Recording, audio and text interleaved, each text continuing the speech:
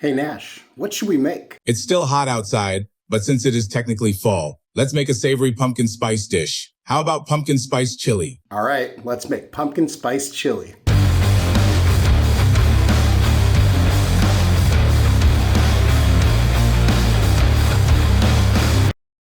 So fall is quickly approaching and pumpkin spice season is just about upon us. So today we're gonna kick this off with something that's pumpkin spice related, but instead of sweet, it's savory, because pumpkin spice doesn't always have to be sweet. It can be savory. So today we're making pumpkin spice chili. It's gonna be really easy to make. It's not gonna be super quick. It's not like a 15-minute dish, because chili, you gotta cook it, you gotta simmer it, you gotta let all the flavors marry and everything. Just in case you want it, we'll break down the timestamps into some of the steps right here in case you wanna skip ahead. But without further ado, let's go. And we start by dicing 1 onion. 1 to 2 bell peppers, depending on how big they are. You could use green if you like. Me, personally, I'm not a fan. But if you like green bell peppers, you do you. It's all good. No judgment here. A jalapeno, although feel free to leave it out if you don't like the spice. And any other peppers you feel like belong. I got this Hatch chili. They're kind of hard to find, unless you live in the Hatch Valley of New Mexico. And even then, apparently they have some sort of a season, which isn't very long. So if you can find them, grab them. They're delicious. It's like some sort of a hybrid of an Anaheim and something else, I believe, or some sort of derivative of an Anaheim. I'm not really sure, but they're great. And they were available, so I grabbed some. Then in a well-seasoned pot, preferably a Dutch oven. I'm just kidding. Mine's well seasoned because it looks dirty, but it's actually not. It's just well used. But use whatever pot you want, and then go ahead and throw in a pound of ground beef. We got this thing on medium heat. I was expecting a sizzle. I hate it when there's not a sizzle. Anyways, go ahead and break this up. Wait, can you hear it? There's a little bit of a sizzle. And then we just let this cook. Once your beef is browned, go ahead and add in some salt, pepper, garlic. Stir that in. Then we add our veggies. Get that all combined. Then we should have done this earlier, but I forgot. So make a little landing spot, add a little bit of oil and a few cloves of minced garlic. Let that cook until fragrant, about 45 seconds, maybe a minute. Then we stir all that in. Now once everything's combined, we just let this cook until our veggies have softened.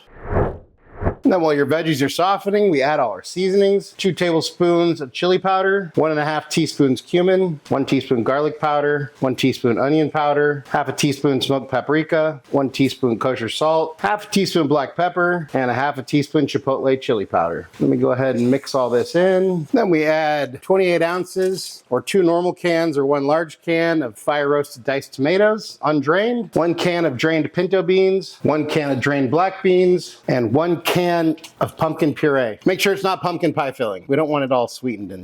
Then to finish it off, don't be scared, a dash of pumpkin pie spice and a cinnamon stick. These aren't sweetened by nature. They're just warming spices. Think about it. A lot of these spices are in jerk chicken. A lot of them are in a lot of savory dishes. So it sounds weird, but trust me, trust the process. Mix all this in, get everything sort of stirred around and combined. It's a little thick right now, as it should be. Then we add 1/2 to 1 cup of water or chicken broth, just to add some extra liquid. Make sure and scrape up anything that's sort of sticking to the bottom. Get everything stirred in. At this point, we want to lower our heat to medium, low, or low. Just depends on how much attention you want to pay to this guy over the next 30 to 60 minutes. That cinnamon stick keeps trying to pop up. Don't worry, we'll get rid of you in a bit. We got to let you do your thing first. Now we put a lid on this guy and let it simmer away for the next 30, 45, 60 minutes.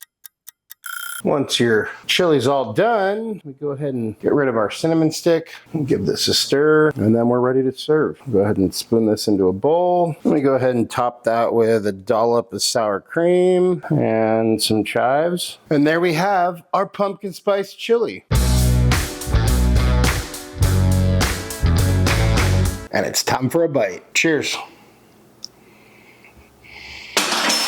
It's hearty, it's rich, it's savory, it's got a good amount of spice, but a good depth of flavor. You would never know there's pumpkin in it. It doesn't taste like pumpkin spice, but I think all those flavors do definitely help give it that sort of comforting, rich, nostalgic chili flavor. Look, it's really good. And even if you're skeptical about the pumpkin and the pumpkin spice, maybe even the cinnamon stick, I highly recommend you try it out of 10. Now, that's what I think, but hey, let's see what Nash thinks. Hey bud, how you doing? I'm good. Still looking for a DeLorean so we can time travel. Well, check it out. We got this pumpkin spice chili you wanted. And of course, we made a dog-friendly version just for you. Well, here you go. What do you think? That's delicious. It warms my belly with feelings of fall, almost as if it's not still 95 degrees outside. Anything you want to say to your fans? Nothing is impossible. The word itself says I'm possible. Nash approves, I approve. It's a great dish. Welcome to fall. Welcome to the pumpkin spice season. Thank you so much for watching. Really appreciate you all. Love you all. If you wouldn't mind taking a second, like, share, subscribe, hype, all that good stuff. Hit the bell for notifications. If there's anything you want me to cook, you want me and Nash to taste, go ahead and drop that down in the comments. And hey, if you like this video, go check out some of our other fall videos right here. And just remember, cook more, eat better, embrace the chaos. That's it for now, folks. Until next time, be good and peace.